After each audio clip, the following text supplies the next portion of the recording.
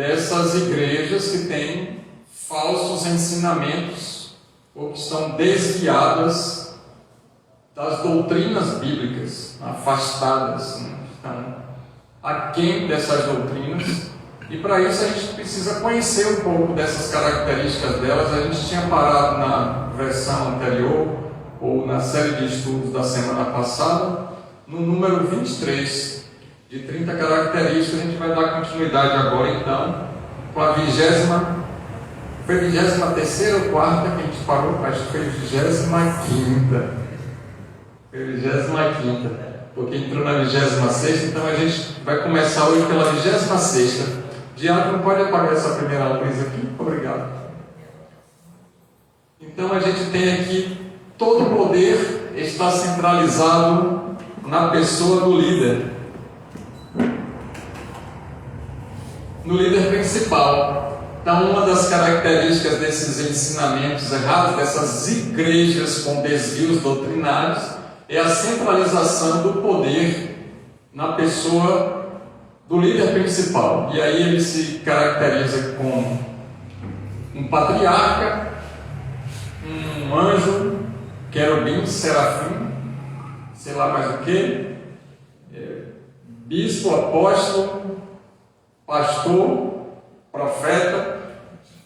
Ele vai se intitular de algumas desses nomes, e toda a organização que se diz religiosa ou pseudo-religiosa vai estar, pseudo-evangélica melhor dizendo, ela vai estar centralizada nessa pessoa do líder principal. Então tudo é ele que determina. Não existe um corpo eclesiástico que converse sobre essas coisas. A liderança vai estar completamente submissa, em subserviência à vontade desse líder. Muitos desses têm transtornos psíquicos severos, inclusive transtorno de narcisista. Vai ser uma pessoa eloquente, vai se vestir bem, vai falar algumas coisas, envolver, vai catequizar essas outras pessoas,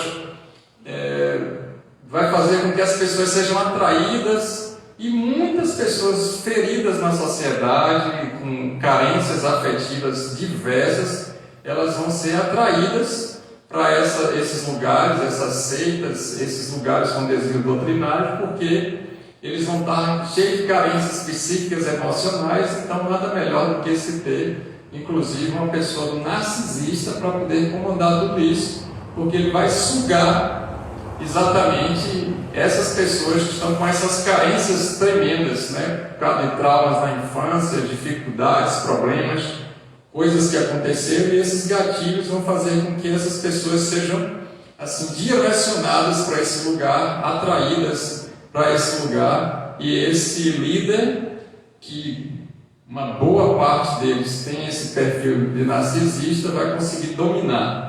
Então ele não vai querer uma diretoria na igreja, ele não vai querer prestar contas na igreja, ele não vai querer ninguém falando alguma coisa. Tudo é ele que determina, do jeito dele, da maneira dele, tem que ser como ele quer. E certamente ele vai colocar todos que estão na liderança dele para trabalhar de domingo a sábado, de graça, e exigindo cada vez mais, retirando o processo da família. É lógico que a gente entende o processo de salvação, a gente quer trabalhar no reino, a gente quer trabalhar na igreja local, a gente quer servir, mas aqui a gente está caracterizando um poder centralizador, autoritário, autocrático.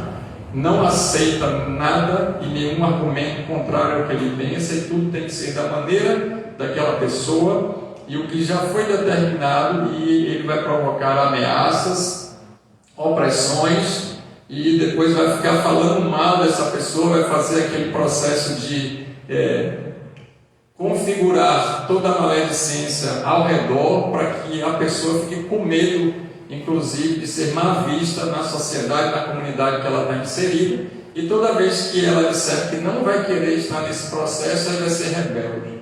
Então ele tem essa característica de centralização. Quando você vê uma igreja dessa, já saiba que é uma linha muito íngreme para uma seita, cai fora.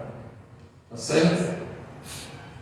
Outra característica dessas igrejas neopentecostais, a gente fala neopentecostais porque esse movimento neopentecostal tem muitas características próximas desses tipos e estilos de igrejas que a gente está falando aqui, e essa liderança vai ter esse perfil.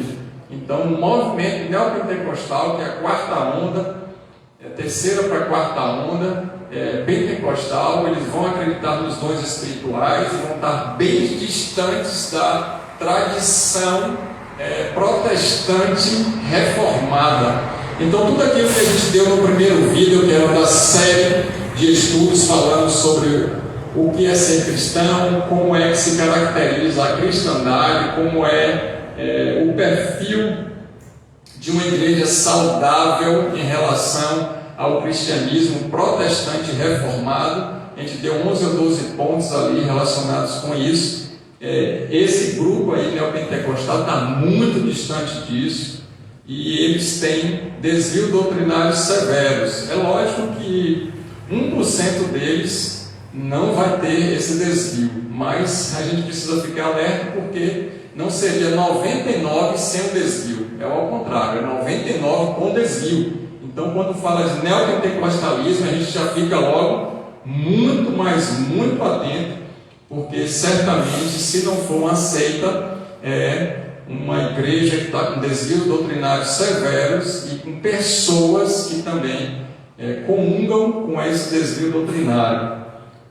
Essas igrejas também têm uma ênfase no sentimentalismo e no sobrenatural.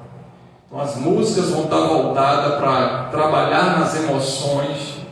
O ambiente ele vai estar com o odor, que são os cheiros, arrumado, organizado para trabalhar nas emoções.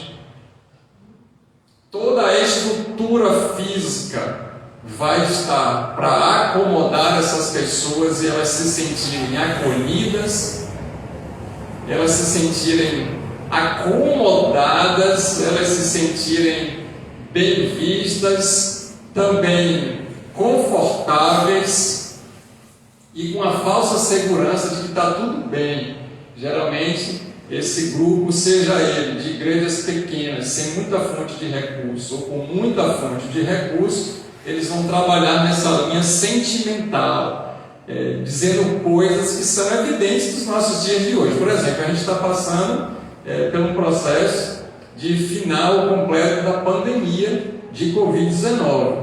Então, o que se diz nos estudos e o que a gente já sabe? Que essas pessoas elas ficaram com transtornos de ansiedade e os transtornos de depressão aumentaram. Então, se a gente já sabe disso, e a gente trabalhar com músicas, a gente trabalhar com palavras, com ministrações de autoajuda nessa área, é o que a gente vai dizer. Então, se a pessoa já está com transtorno de ansiedade, cheia de situações pessoais, com crises emocionais, a pregação pode ser direcionada para isso, e ela está pensando que é Deus que está falando, e não tem nada de Deus no negócio, muito pelo contrário, porque vai trabalhar com a parte neuropsíquica da pessoa. Estão dizendo, vai dar certo, esses jargões, essas frases, essas palavras motivacionais e que são realmente de sentimentalismo, fazer com que as pregações sejam emotivas a ponto das pessoas chorarem, caírem no chão, se jogarem, fazerem ofertas grandiosas, doar coisas, inclusive tempo. Então vai estar tudo voltado com as questões de sentimentalismo, ok? Até a frequência musical vai ser entoada naquela frequência que vai deprimir o sistema nervoso, para a pessoa já ficar aberta para poder contar para alguém contar para o outro, todo mundo contar e chegar no altar, para poder do altar, que seria um pseudo ou um falso altar, liberando palavra de conhecimento relacionada com o Facebook, não palavra de conhecimento das Escrituras Sagradas. Tá certo? Então, eles conseguem envolver as pessoas nisso aí. E também, eles vão dar ênfase no sobrenatural, né? Arrepios, visões, visagens, audição exacerbada, ouvi alguma coisa, vi sempre nesses cultos, alguém viu, alguém sentiu e alguém ouviu alguma coisa. Sempre. É lógico que Deus tem a maneira dele de falar, e quando a gente abre as Escrituras Sagradas, a gente lê o próprio Deus falando conosco. E a gente é ser humano e também Deus colocou emoções na gente. Algum vai se arrepiar, o outro vai sentir alguma coisa realmente, o outro vai ficar com o coração acelerado com aquele louvor, o outro vai ouvir Deus falar de uma maneira, o Espírito Santo é soberano, o outro vai ter o mundo espiritual aberto, Deus abre os olhos para ele enxergar, mas o foco não são essas coisas, o foco é Cristo Jesus, o nosso Senhor. Ele é o centro de todas as coisas. Então, não é porque hoje a gente não teve visão, hoje a gente não teve nenhum sentimento daquele que nos colocou assim, com a sensação gostosa, uma sensação de prazer, que Deus não está presente. Muito pelo contrário, Deus está presente nas nossas vidas em meio às tribulações, sofrimentos, tristezas e dificuldades. Então a nossa fé não está baseada nessas emoções, nesses sentimentos. A nossa fé realmente ela é uma fé que é sobrenatural. A gente crê num Deus todo-poderoso que pode todas as coisas. Mas o foco, a ênfase nesses cultos, nessas igrejas é no sobrenatural. Então tem que acontecer sinais, maravilhas, prodígios, a ponto de muitos desses líderes comprarem e pagarem artistas para dizerem que está acontecendo coisas. Então já existem aqueles que vão passar nessas denominações dizendo que foi curado de uma lepra, que Deus levantou da cadeira de roda, e eles vão transitar nesses circuitos frenéticos aí, recebendo para poder confessar uma coisa que nunca aconteceu, nunca foi doente, nunca foi paralítico, nunca foi nada, mas eles estão ali como atores nesse processo para poder fazer com que essa multidão esteja dominada nesse sentido. Essas igrejas, a grande maioria delas fazem essas coisas, tá bom? Cuidado. Outra característica dessas pseudo-igrejas, ou essas denominações, essas igrejas, a grande maioria delas neopentecostais, elas vão trabalhar com dízimos e ofertas, né? Eles vão ocupar o maior tempo do culto. Tudo que está pregando vai trazer para dinheiro. Uma palavra que não tem nada a ver com o contexto bíblico, eu não sei como eles conseguem forçar as escrituras para poder retirar o dinheiro do seu bolso, do nosso bolso, do bolso daqueles que são imaturos na fé ou não conhecem as escrituras sagradas. Todos os textos para ele, de Gênesis capítulo 1, versículo 1, até Apocalipse 21, para eu não falar errado, 22, 21, sobre dinheiro. Não sei como é que eles conseguem enxergar tantas coisas. E vamos respaldar, dizendo, Jesus falou mais do dinheiro do que a expulsão de demônio. Realmente, Jesus falou mais do dinheiro do que a expulsão de demônio, porque ele estava falando que a gente tem que tomar cuidado com outro senhor chamado Mamon. Mas não era para poder fazer com que tivesse tudo voltado para dízimos e ofertas, usando inclusive texto de Malaquias que não tem contexto nenhum para a atualidade. Trazei todos os dízimos e as ofertas na casa do Senhor, para que ele repreenda o migrador, cortador, devorador, destruidor. Aí bota o nome desses gafanhotos daquela época, no contexto daquela época, dizendo que é demônio, e aí demoniza tudo. E aí vai trazer aquele negócio que era algo específico para Israel, para os israelitas, vai trazer um texto sem contexto, um texto judaico para a aplicação do dia de hoje. Jesus falou, é necessário que vocês façam todas aquelas coisas, que vocês dizimem toda a colheita de vocês, mas não deixem de praticar o que é correto, de acordo com as Escrituras. Né? Para a gente estar aqui nessa congregação, é necessário que a gente una os nossos esforços. E nada melhor do que a gente pegar a 10ª parte para poder a gente pagar luz, pagar material de limpeza, água. Isso é saudável. Quanto mais convertido e mais condições financeiras, mais a gente quer entregar ao Senhor. Porque nada é nosso, tudo é dele. E a gente acaba sendo um voluntário em amor. Quando a gente tem a compreensão dessa graça maravilhosa, a gente não quer somente doar dinheiro. A gente quer fazer com que outras pessoas possam ser alcançadas com bem financeiro. Isso é viver em comunidade. Então é saudável a gente ter dízimos e as ofertas, isso é muito importante. Mas a gente fazer com que a pessoa seja obrigada a fazer alguma coisa, senão ela está amaldiçoada, isso não existe, tá certo?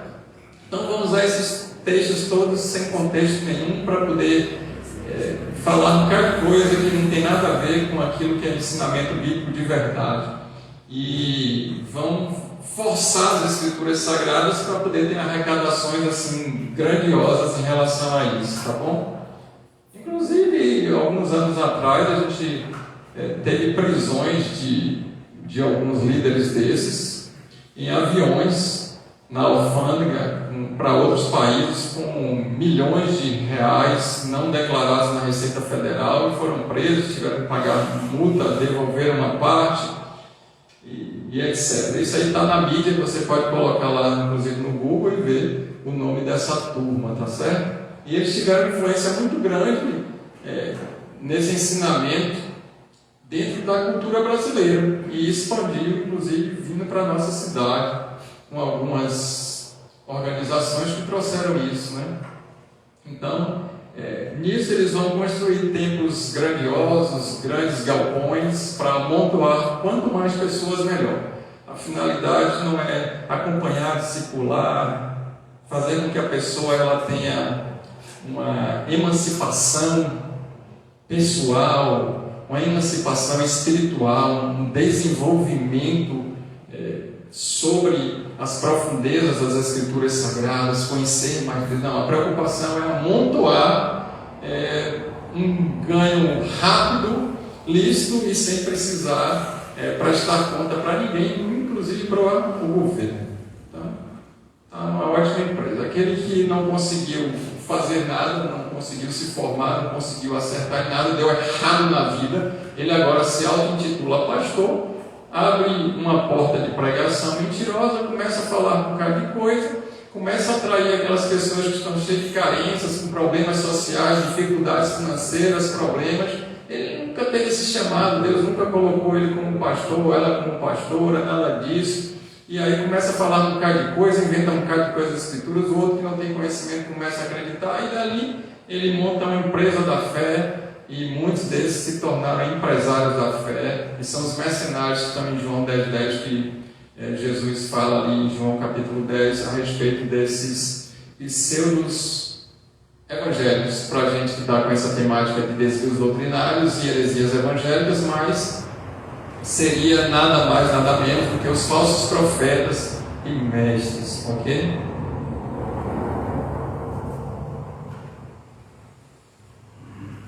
Outra característica, a 29ª está chegando já. Existem muitas características, mas eu peguei as 30 principais para a gente não ficar acumulado, essas eu acredito que já são suficientes para a gente poder não ser enganado. Mas na 29ª a gente tem que uma das características é que podem apresentar com outros nomes que não de igreja. Então eles vão trazer esse nome de comunidade, church. Church é igreja em inglês, mas é um nome diferente, né? O brasileiro gosta de alguma coisa que está escrito em inglês, então ele adquire muito a curiosidade e ele vai comprar a mesma mercadoria, mas se tiver escrito em inglês, ele vai atrás da mercadoria em inglês pensando que é melhor. Então eles colocam o nome desses lugares de comunidade, casa, santuário, templo, church, ministério. E você pergunta, mas o nome da igreja aqui não é ministério? Porque já existia, para a gente poder colocar ela toda certinha na legislação, Receita Federal, a gente precisa ter um nome, e esse nome é o nome que vai estar registrado, tá certo? E depois vai ter um nome de fantasia que pode se usar. Então, o nosso nome de fantasia já existia uma outra igreja, resgatar uma outra igreja, restaurar, e daí a gente não conseguiria ter uma marca exclusiva, registrada, como se fosse uma patente para a gente, que ninguém pode usar. Então a gente preferiu usar o nome de ministério nesse sentido, mas não teria diferença nenhuma, ok? Então ministério é aquele exercício que a gente desempenha para poder resgatar e restaurar pessoas. E aí você vai ver muitas delas com esses nomes mesmo, ministério, casa, santuário, porque a diferença não é o nome da placa, mas o que está sendo colocado dentro da cultura daquela igreja local. Mas quando você vê assim os nomes comunidade, ministério, ainda que o nosso é ministério, casa, santuário, templo, church, tome cuidado, ok? Eu não tenho problema nenhum em dizer que o nome nosso é ministério, e você pode adentrar e verificar nas escrituras sagradas se é verdadeiro ou falso. Agora, quem já é falso, aí fica com medo terrível quando a gente coloca essas coisas, porque fica assustado. É aquela blitz, né? O cara está todo certo, o policial vai registrar o carro todo, ele fica feliz que está se sentindo protegido. Mas quando o cara está todo errado, misericórdia, que na ponta lá ele for para o outro lado. Aí ele já desvia a rota, tá certo? E o 30º, para a gente poder encerrar essa sessão das 30 características das igrejas neopentecostais, essas igrejas que andam com desvios doutrinários, afastados da sã doutrina, foi o que a gente lê em 1 Timóteo capítulo 6, versículo 1 a 11, elas dispõem de ministérios não contidos nas Escrituras. Ministério de dança, ministério de teatro, ministério de obreiro, ministério de sei lá o que mais. E isso faz parte do departamento. A gente pode dançar, pode louvar a Deus, a gente pode apresentar alguma coisa para poder a turma entender o que a gente queria pregar na mensagem.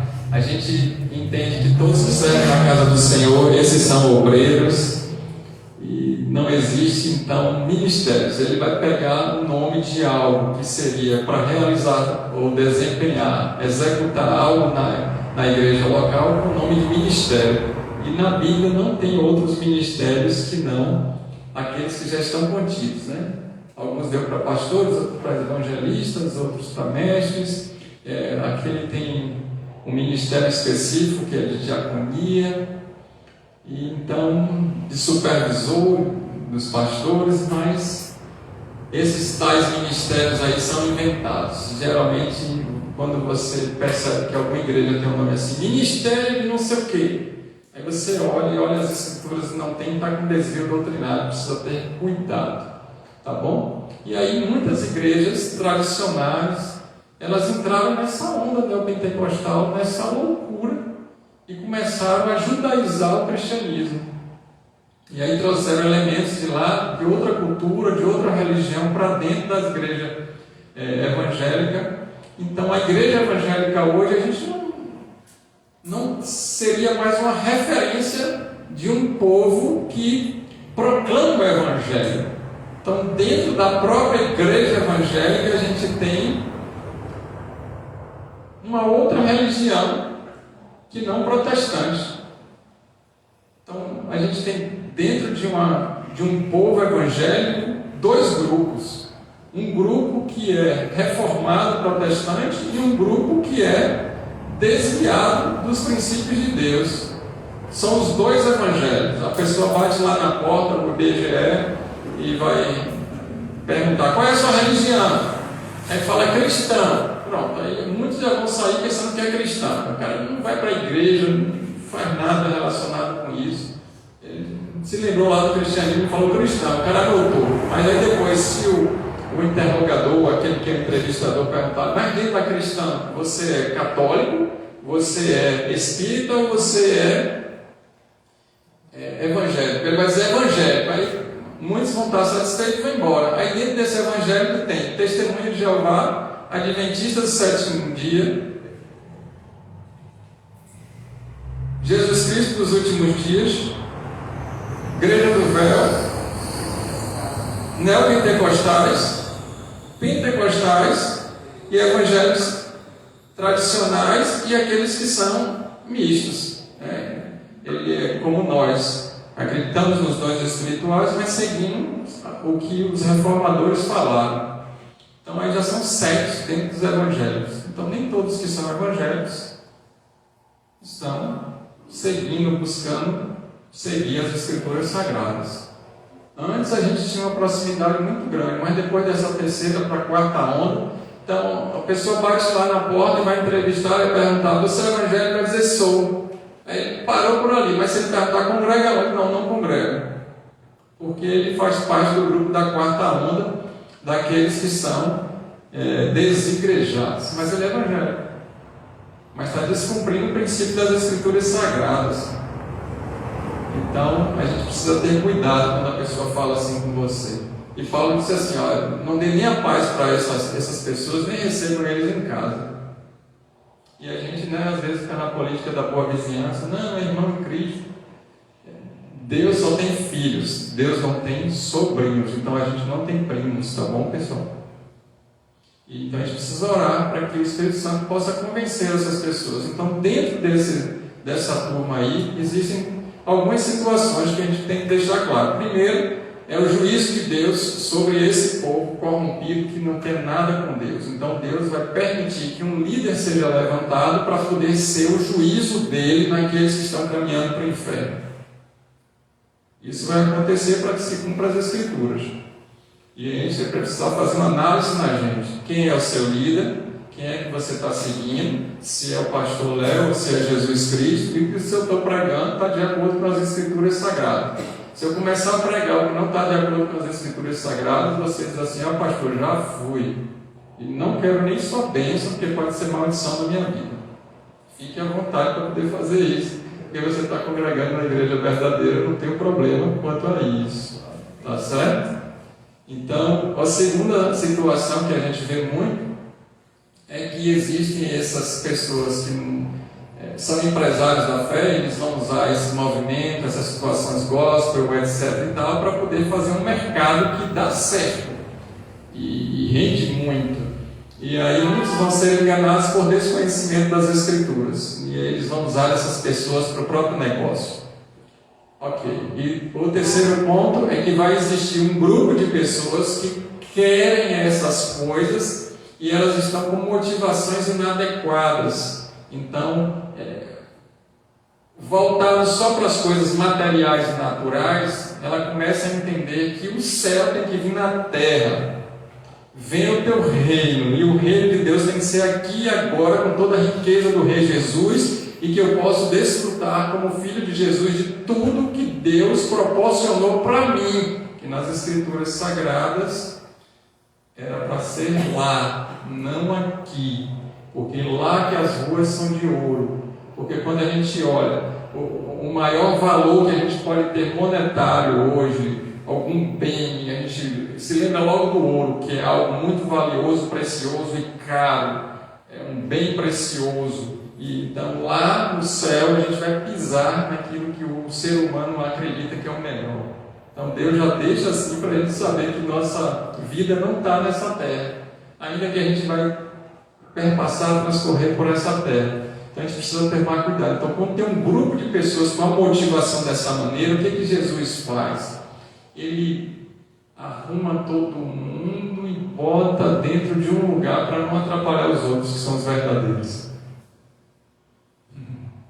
Entendeu?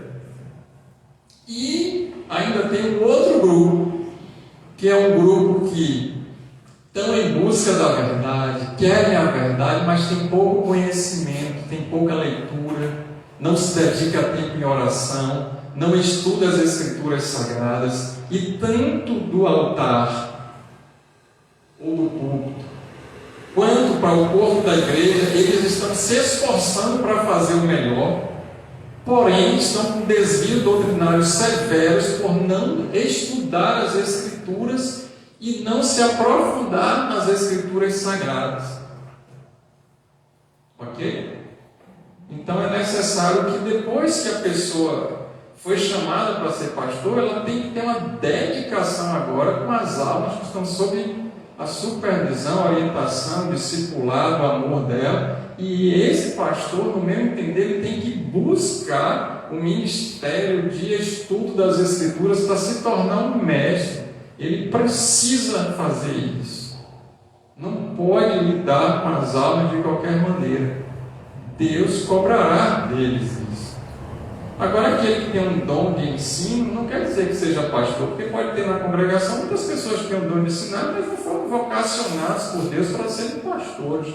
Mas aquele que tem um chamado pastoral, estude, se dedique. Amém? Então isso tem que acontecer, e muitos deles não têm. Eu já falei para você que 70% a 75% dos pastores brasileiros não leem a Bíblia no ano. Meu Deus, é difícil, bem difícil.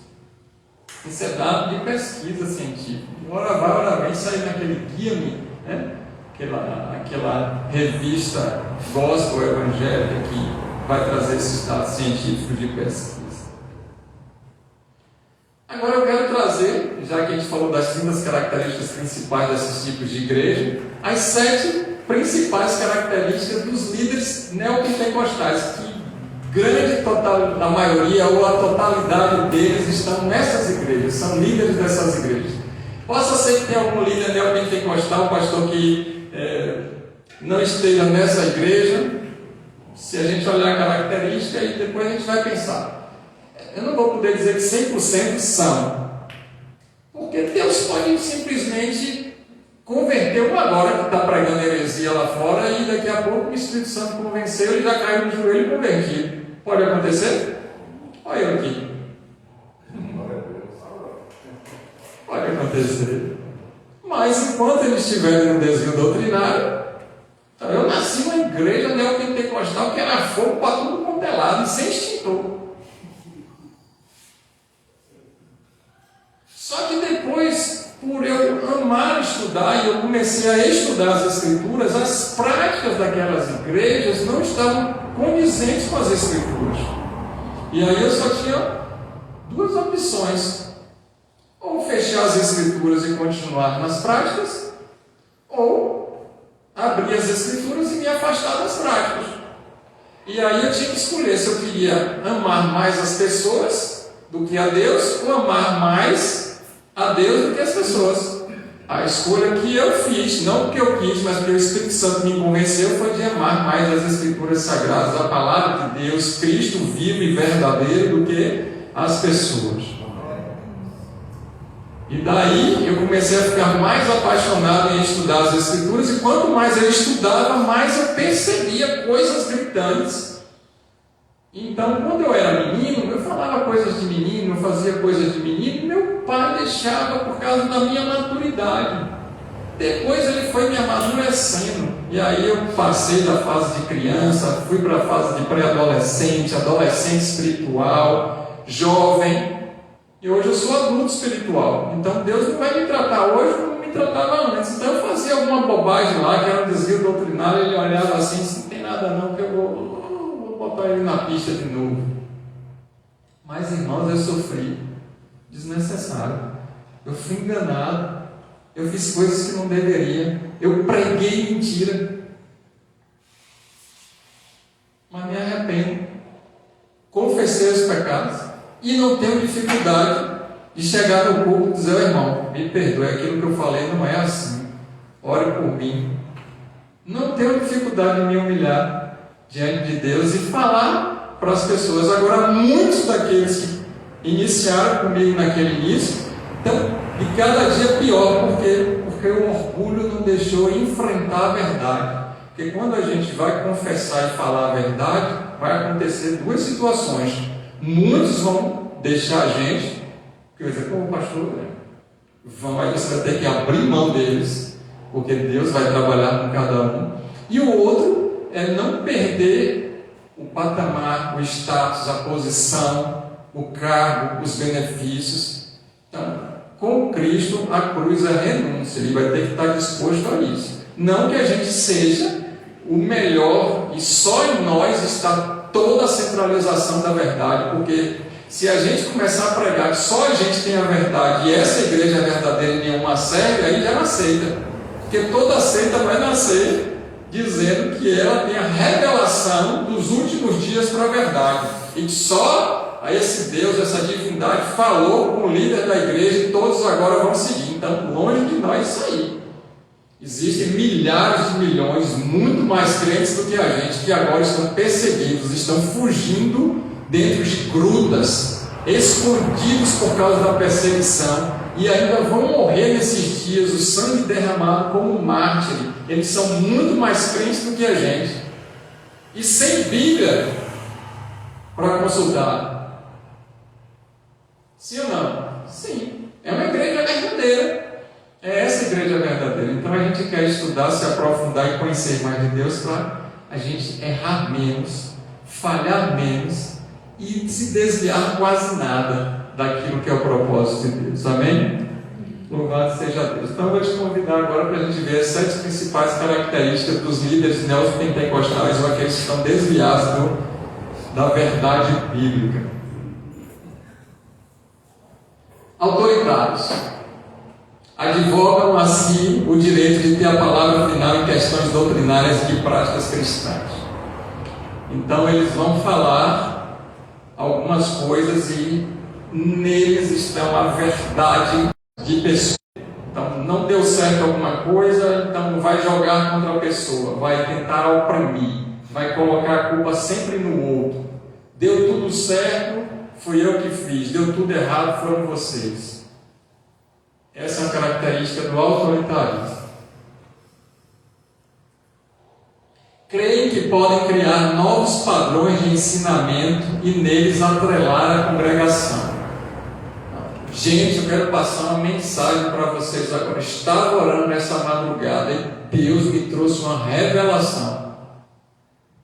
Aí você, aonde, pastor? Qual é o capítulo e versículo? Porque tudo que foi revelado em Cristo Jesus já está nas Escrituras. Se o que Deus falou com você não estiver alinhado ou desconforme com as Escrituras, sua revelação é somente um sonhador. Dormiu com a barriga cheia de feijão e aí sonhou um bocado de coisa.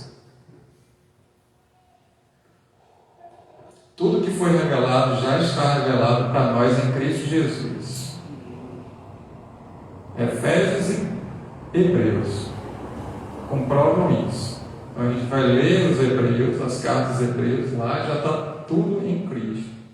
E aí eles movimentam pessoas para isso. Então eles vão fazer movimentos de grupos que Deus falou alguma coisa e teve uma revelação que ninguém teve. E ele vai matar grupo de 12, ministério de 12, G12, N12. É um dos exemplos. E aí vai movimentar uma massa de manobra para poder seguir um líder que teve uma revelação em determinado momento da vida e vai criar uma pirâmide, inclusive financeira. Todos vão ter que estar subordinados, atrelados, e vai ter que recompensar aquele que teve a visão. As Escrituras Sagradas é nítida, clara, transparente e verdadeira quando ela diz, Paulo dizendo, ainda que um anjo do céu traga uma outra revelação de Jesus Cristo, que não aquela que está nas Escrituras Sagradas, seja amaldiçoado. É lógico que eu, como líder dessa igreja, que Deus colocou vocês como povo, Deus vai me mostrar algumas coisas, eu vou ter visões, glória a Deus se eu tiver, e vocês precisam orar para que o seu pastor tenha uma visão ampliada, sabedoria, dom da profecia, e eu consiga enxergar. Agora, o que é para a gente, para esses dias, não é para todos. Foi algo específico para um determinado tempo, para Deus trabalhar nas nossas vidas, em um tempo determinado. Se aquilo está seguindo um tempo além e começa a ter coisas incompatíveis com as Escrituras Sagradas, seja para a igreja local ou para o geral, pode saber que não é de Deus. Esse ensinamento é diabólico, como diz as próprias Escrituras Sagradas. Tá certo, queridos? Então, cuidado com essas visagens. Deus é um Deus que dá visão? Claro! Deus é Deus que dá a visão, abre a visão, mas a gente precisa consultar as Escrituras Sagradas e eu quero te estimular a consultar as Escrituras Sagradas. Decidem tudo relacionado à vida das pessoas que fazem parte dessa denominação. Se vai casar, tem que perguntar ao pastor se pode. Se vai namorar, tem que pedir autorização ao presbítero. Quem mandou ser líder? Se vai viajar, tem que pedir a bênção. Se compra um carro novo, eu tenho que ungir. Se vai andar de bicicleta até não sei aonde, pede que esteja todo mundo jejuando por causa das encruzilhadas. Irmãos, para com esse misticismo louco. Vocês estão com Cristo. Maior é quem está em vocês do que quem está no mundo. Amém? Se Deus direcionou, você comprou um veículo novo, comprou um imóvel e Deus está querendo realmente que você faça algo ali, é você e Deus no mistério, não precisa nem ninguém saber. Você botou óleo, orou lá, você derramou água, sei lá o que foi que você fez, foi o Espírito que você direcionou a você. Mas agora isso não serve para toda a congregação. Aí daqui a pouco está com a quantidade de chaves que está no altar, é casa própria, é carro, é não sei o quê. Aí o outro vem com a chave de fenda, que é isso, irmão? É porque Deus abriu uma porta para você marceneiro. É tanta bobagem, irmãos. E aí esses líderes autoritários, eles aproveitam dessa fragilidade das pessoas emocionais, e eles, por não serem convertidos, muito deles, eles vão usar todos esses símbolos, todos esses misticismos, todas essas sincretismos, não sei nem se existe essa palavra, vai usar toda essa bobagem para poder manipular e segurar essas pessoas debaixo de um aprisionamento, irmão. De um aprisionamento. Jesus nos libertou para a gente ser livre. Amém? Os grilhões foram quebrados, as cadeias foram abertas, as algemas foram tiradas para a gente viver em liberdade. Amém? Aí você estava lá e teve algo de Deus que Deus falou: não, peça para o pastor orar aí pela sua casa. Benção, eu vou lá, vou orar, vamos orar. Deus direcionou você, mas você não pode fazer isso de doutrina. Amém? Tá certo? Porque existem casas de vocês que estão mais santificadas do que a igreja que o líder autoritário está mandando. Não é? Possa ser que a pessoa esteja em mais santidade do que a própria cultura da igreja local. Difícil. Vamos para frente. E aí decide tudo pela vida das pessoas. O que eu posso fazer é aconselhar. Vai casar, os princípios do casamento são eles. E claro que a gente quer abençoar como igreja, como irmão, como pastor. E aí uma das moças que congrega conosco veio, apresentou o namorado que virou noivo, foi bênção naquele dia. Ela está pedindo autorização para namorar. Eu peguei, olhei dentro do olho dele e falei: olha, aí uma joia rara, uma princesa, você não pode tratar ela. E eu vou te cobrar todos os dias. Foi isso ou não foi, família, que eu falei? Se lembram disso? E eu falei para ele: vocês têm que ter cuidado com ela. Então cuide dela. Amém? E aí já está abençoado, já são uma bênção. Louvado seja Deus. Bênção. Deu exemplo logo que eu estou vendo vocês aí, já me lembrei. Outra característica: eles são dominadores do rebanho. São os novos paradigmas, as novas ideias, ou modelos de fé a serem seguidos, e não os modelos da Bíblia. Então eles vão se auto-intitularem como os novos modelos a serem seguidos, pegando inclusive aquele texto que Paulo diz assim: me imitem, assim como eu sou imitador de Cristo. E aí eles começam a enviar o descendente misturado com essas coisas todas, e ele vai ter uma característica própria, inclusive de vestimenta, que são as ideias ou modelos de fé.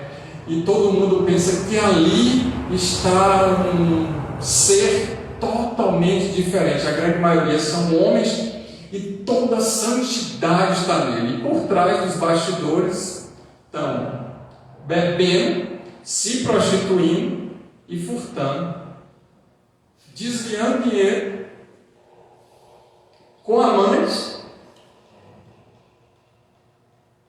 e enganando as pessoas. A grande maioria deles. E Paulo diz assim: as vestimentas de vocês não querem dizer nada, porque elas não vão ter poder sobre o espírito da imoralidade.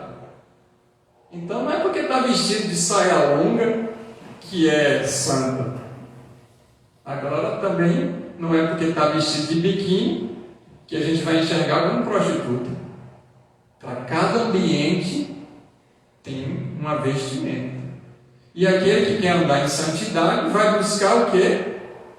Se proteger, se guardar, se respeitar.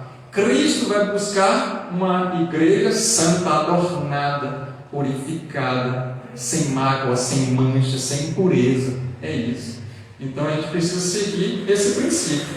Então a gente quer mostrar ou se evidenciar para quem? Por quê? Então Muitas vezes são traumas, feridas, mas o nosso Jesus, Ele cura todas se a gente quiser e abrir o nosso coração. Nunca aceitam pensamentos ou ações contrárias a Deus. A gente até já falou sobre isso. Então, se pensou diferente daquele que é o líder, que é o pastor, que é o bispo, que é o profeta, que é o apóstolo, misericórdia, pode saber que a partir daquele dia vai ser perseguido até a consumação dos séculos. Não vai aceitar de jeito nenhum, vai convidar a sair da igreja e essas coisas todas, porque teve uma divergência no pensamento. Ao invés de sentar e dizer assim, a nossa divergência de pensamento tem que estar de acordo com as Escrituras. Então, como você ainda não tem maturidade para entender, aqui está a passagem bíblica que Deus está me direcionando como líder. Bora estudar junto, vou te ajudar e você vai compreender o que é.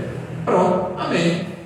Mas começar a se revoltar e nem apresentar as Escrituras Sagradas simplesmente porque teve um pensamento diferente, aí não é de Deus, né?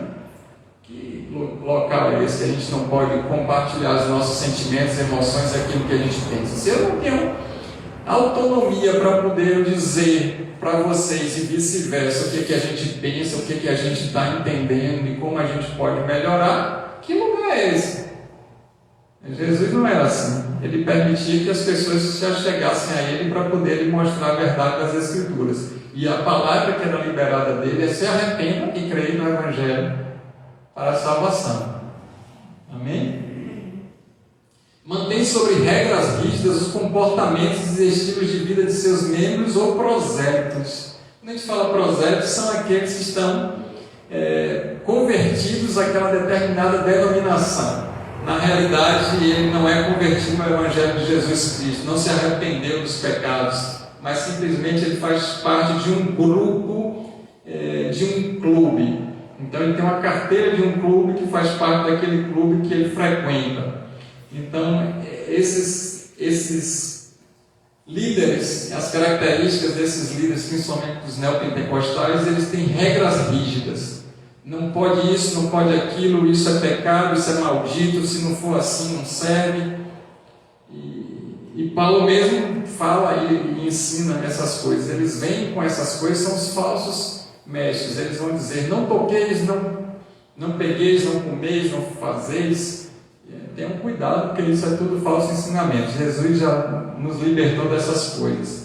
Então, o estilo de vida de uma pessoa, ela tem algo com a família dela que é muito pessoal dela, e aí o pastor já se mete pelo meio, diz que a partir de hoje não pode ser dessa forma, tem que ser dessa forma como ele quer. Não, aí você tem que abrir as Escrituras e mostrar: irmãos, você pode ter uma vida mais saudável, mais próspera, melhor, se você seguir os princípios de Deus. Os princípios são esses. Se você continuar nessa vida sua aí, vai ser derrotado, vai ter consequências, porque o salário do pecado é a morte. Mas dizer o que eu quero para que o outro viva o que eu quero, tem alguma coisa errada. Tá certo? Geralmente, querer que o outro viva o que eu quero é transtorno de narcisista. Depois vocês podem estudar.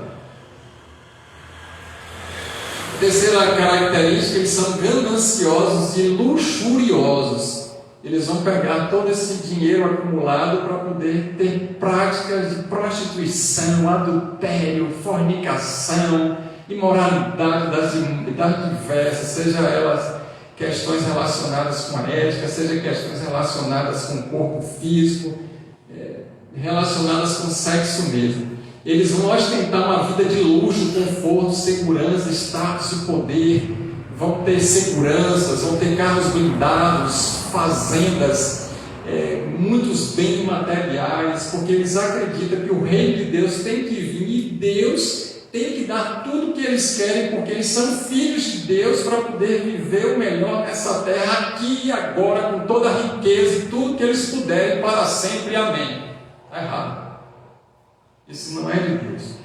A gente, quando abre as Escrituras Sagradas, a gente vê que os homens de Deus têm que ser homens modestos, simples, ter uma vida adequada.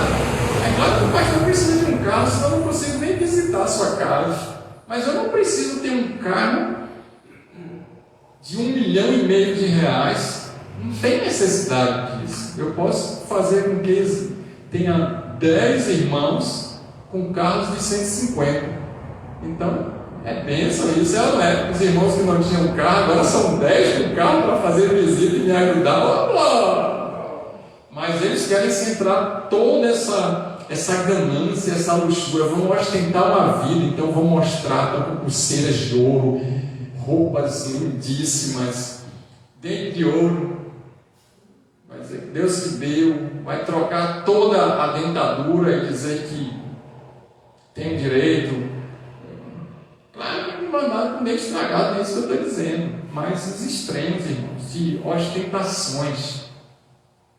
E todos aqueles que não tiverem nessas práticas são malditos, porque o diabo está tomando conta da vida. Então, a vida cristã é uma vida simples, uma vida que a gente ajuda os outros, divide as bênçãos de Deus. O que Deus nos dá não é para a gente, é para os outros, é para a gente compartilhar. E aí a gente começou a se afastar muito da verdade bíblica, e esses líderes, eles são dessas maneiras. Quando você vê aqueles imensos galpões, aqueles imensos templos com muitas riquezas, muito luxos, e eles ostentando isso, e a grande maioria passando necessidades tremendas. Não precisa nem me perguntar o que eu acho do templo de Salomão. Vamos para frente. Acumulam bens materiais e riquezas terrenas. Então, porque eles entendem, eles são pré-milenistas, significa que tudo vai acontecer agora, mas a Bíblia ensina que Jesus vai vir governar nessa terra com os eleitos dele, com o povo santo. E aí naquele tempo ele vai ter um reinado no qual a igreja vai estar com esse rei Jesus liderando na terra. É o milênio, mas ele já quer que o milênio aconteça agora, né? Milênio, bilênio, trilênio, quadrilênio, quinquilênio, tem que acontecer tudo agora. Desfrutam dos mais diversos prazeres carnais e pecaminosos. Muitos deles fazem festas terríveis, né? Então vão ter as sacerdotisas antigas daquele tempo, que eram aquelas mulheres que eram as prostitutas cultuais. Não vai ser diferente agora. Então vai acontecer isso, vão fazer festas bacanais, vão tomar bebidas alcoólicas, uísque. Depois de um evento gospel famoso, as cantoras vão se prostituir com os pastores no mesmo hotel que fizeram um congresso. Está todo mundo sabendo dessas coisas aí, irmão. Está na internet. Não é essa igreja que Jesus veio buscar. E a igreja verdadeira tem que estar bem afastada disso. Amém? Então teve um evento de uma dessas igrejas neopentecostais em São Paulo há 5 ou 7 anos atrás. Eles fecharam um hotel de luxo, 5 estrelas, para esse evento. Foram fortunas. E agora vai ter outro aí nesse mês, que vai ter um movimento com fortunas. A pista custa 700, não sei quanto. Para estar perto, para cheirar o pé do pastor é 2.000. Pelo amor de Deus. E aí, 85% dos quartos acessaram a rede tube de pornografia nos 3 dias de eventos. Só tinha pseudo-crentes. Só tinha aqueles que se diziam homens e mulheres de Deus. Como é que teve acesso a sites pornográficos? Em 85% dos quartos, todos os dias, irmão? Não entendo. Não entendo mesmo. Vamos para frente. Outra característica desses falsos mestres ou pastores ou desses líderes que estão nessas igrejas, pseudo-igrejas evangélicas, e a grande maioria são neopentecostais, usam o púlpito como arma de ataque. Então está sabendo alguma coisa que está acontecendo, vai trazer para o altar e vai lançar para o altar. Você já passou por uma igreja dessa pessoa? Fazem o que querem com o povo, se justificam, demonstram humildade, santidade e aproveitam para atacar sutilmente os que lhes desobedecem às ordens. Então ele falou alguma coisa, a pessoa desobedeceu no primeiro culto, depois daquele acontecimento vai abrir as escrituras sagradas e vai pregar algo paralelo às escrituras só para poder mandar a mensagem do púlpito. Está errado, desvio doutrinário. Prega a palavra de Deus. E aí, se teve um erro ou não teve, Deus é responsável e vai realmente convencer a pessoa. Depois você chega para ela, conversa com ela, acerta suas coisas com ela, mas não fica mandando recado do altar, não. Tá certo? E aí é uma confusão terrível, porque muitos têm se desviado e estão desviados do propósito de Deus e são desigrejados por causa desses acontecimentos aí. Não são poucos. Riem, choram, profetizam, pulam, gesticulam, pregam mensagens de vitória e prosperidade, correm na igreja, botam a mão na cabeça de um, arrasta outro, derruba outro, faz aquela agonia para poder ter toda aquela encenação teatral e os gritos exacerbados vão ter que acontecer. E aí eu quero trazer uma notícia de trabalhos científicos, psicológicos e psiquiátricos a respeito dessas situações. Para a gente poder extravasar as nossas emoções, a gente vai querer fazer tudo isso, sim ou não? Se a gente está cheio de coisa, a gente vai agredir alguém, bater em alguém. Na minha época, a gente comprava um saco de boxe, e aí os nossos pais diziam assim, bate nesse saco até a mão sangrar, mas não esbofeteie o seu coleguinha. Hoje é diferente. Hoje é bata no colega até ele. E aí o saco de boxe nem vende mais. Mas eu tinha um saco de boxe em minha casa. Quando eu ficava muito irritado com as questões, eu chegava, quebrava aquele saco de boxe todo, rapaz, para poder... E aí eu pulava, gesticulava, chorava depois com minha mão toda... E aí eu dava risada. E isso é bom para poder a gente tirar as nossas emoções que estão presas aqui dentro e a gente ser curado. Sim ou não? Só que isso não faz parte do culto. O culto a Deus não são essas coisas. Existe uma maneira de acontecer. E então, a gente tem que ir direcionando a igreja para cultuar a Deus de uma maneira emocionalmente madura. Mas a gente vai trabalhando com essas coisas. Se Deus derrama e a pessoa acontece, ela cai, daqui a pouco ela está toda molhada e está chorando, e o outro está rindo. Oh, glória a Deus, tem que acontecer. Agora, se é um culto aberto e público, o que entrou e não é crente não pode ser escandalizado, porque se ele ficar escandalizado, não foi Deus. Concordam comigo? Escrituras sagradas. E aí, esses trabalhos mostram que 90% das pessoas elas têm transtornos. Então ela vai rodopiar, parecendo um peão, vai dar 50 voltas e não vai ficar tonto, porque ela tem um transtorno de autismo. E aí não é unção profética de Deus. O autista, ele roda e dá 50 giros e não fica tonto, irmão. Agora, se a gente der 4 na quinta, a gente já está tropeçando nas pernas. E aí a gente começa a observar os transtornos para poder adequar e tem cura. Jesus cura. E aí cabe ao pastor estudar e a liderança aprender e estudar para cuidar, discipular dessas ovelhas. Amém? Aí a gente faz um culto fechado, de porta fechada, e todo mundo cai no mistério, chora ali. E ali Deus vai curar, porque Deus está curando o transtorno, mas a porta aberta não convém. Então eles vão falar algumas coisas, vão falar alto, vão gesticular, porque eles têm transtorno de esquizofrenia.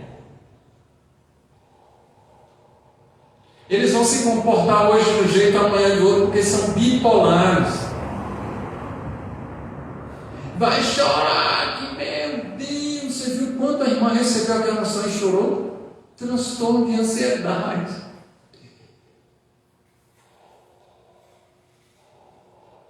Depressivos, etc. E aí a gente vai conhecendo essas coisas para a gente saber que não é unção, não é dom de Deus, não é igreja de fogo, não é nada disso. Para com essas loucuras místicas e sincretistas. Vamos cuidar do nosso povo, das pessoas que estão ao nosso redor. Orai uns pelos outros para serem curados. Amém? E Deus não vai trabalhar uma vez com uma dança no mistério, tomar alguém e levar e vai lá adiante e entrega o recado? Vai, mas isso não é rotina de culto, isso não é frequência acontecer. É esporádico que Deus vai fazer essas coisas. Jesus cuspiu no chão, fez o lodo e untou os olhos do cego. Todo mundo, já pensou? Está na igreja, vem cá, toma.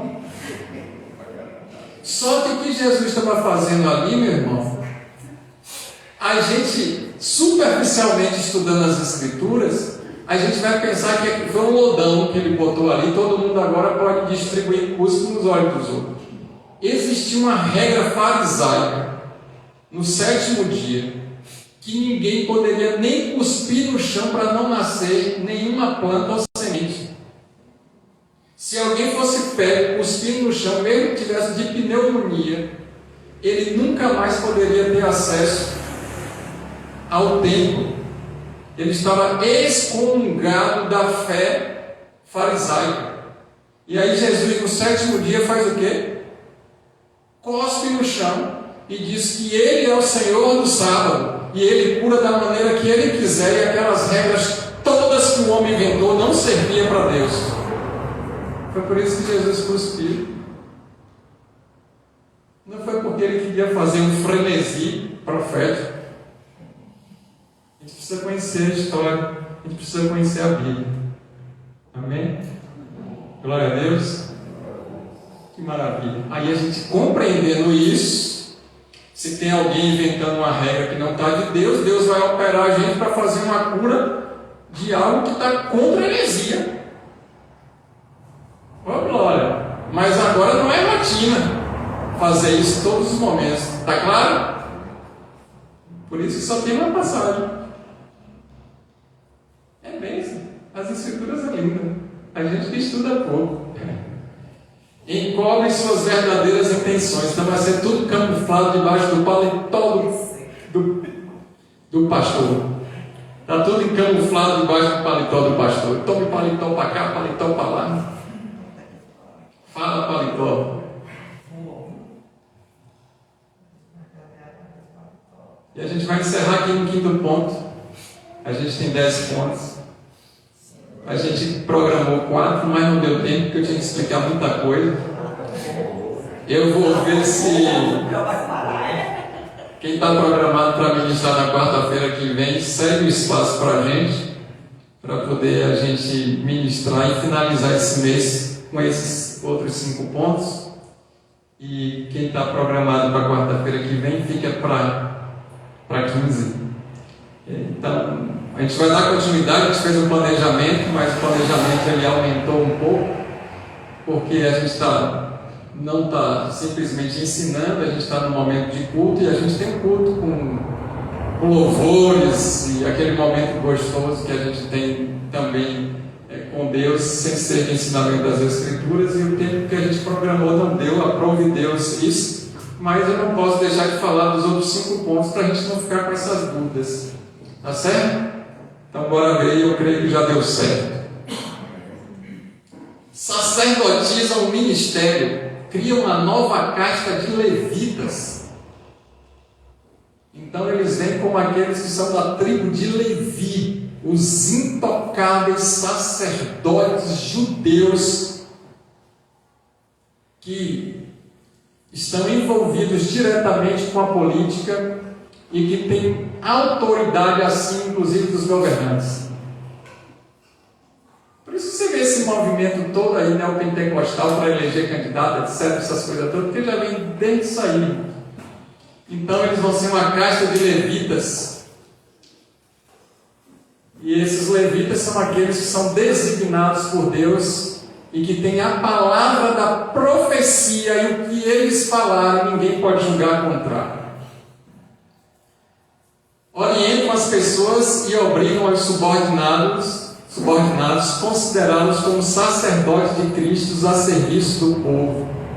Então eles vão inculcar na mente das pessoas que eles são sacerdotes a serviço do povo. Deus me escolheu Então eu estou acima de vocês para eu fazer aquilo que eu quero, que eu determino, que eu sei que deve ser, que Deus me disse, e vocês precisam estar sob o meu comando.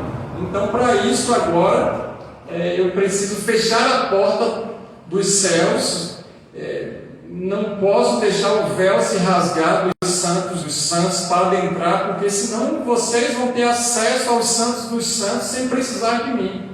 E daí eu vou ter que trazer a cultura judaica, a antiga aliança, falando sobre sacerdotes, que aí vocês, ou o povo, na realidade vai ficar na dependência desse líder, para que esse líder possa interceder pelo povo a Deus e ser o mediador entre eles e Deus. Jesus acabou com tudo isso. Jesus é o único mediador entre o ser humano e Deus. Embaixo dos céus, na terra, embaixo da terra, não tem nenhum nome que há de ser salvo senão de Cristo Jesus. Ele é o intermediador, Ele é a porta, Ele é o caminho. Não existe nenhum outro que possa estar nesse lugar de Jesus Cristo. Todo aquele que se intitular é um falso líder e vão sacerdotizar o ministério para que volte na antiga aliança. Amém? Vamos orar então. Obrigado pela atenção de vocês. Semana que vem, se Deus nos permitir, estaremos para finalizar. Obrigado, Senhor, por essa rica oportunidade, pela